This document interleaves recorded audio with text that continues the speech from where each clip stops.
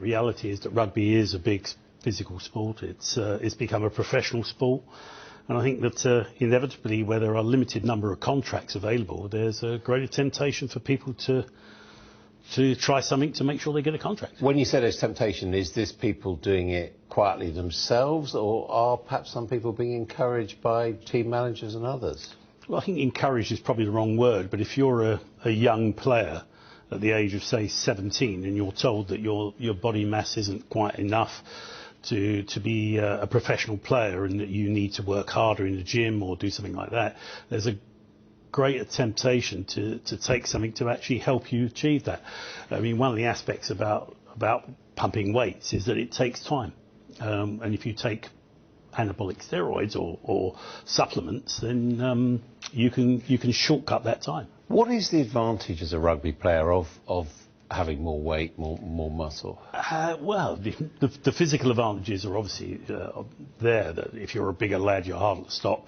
But you've got to have the skills as well. So it's more to do with the demands of coaches at the professional club level that seek players of certain sizes in order to offer contracts. The problem is nowadays is that if you go back 10 years, 15 years, for argument's sake, before professionalism, you could start your rugby in a junior club and you could progress up the ranks. You can't do that now. I mean, it is a very dramatic figure we had there, that the average England team player is now 3 stone heavier than they were 20 years ago.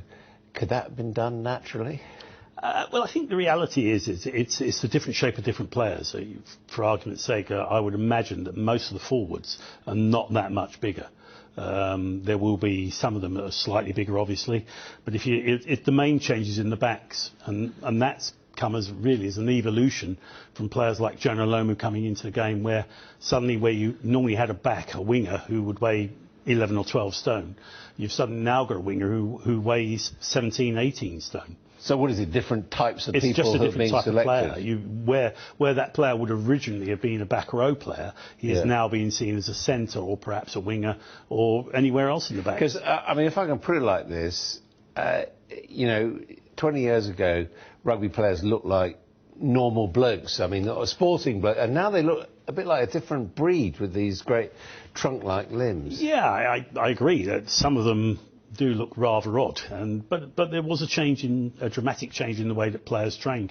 In the first World Cup in 1987, there was a bit of an athletic training.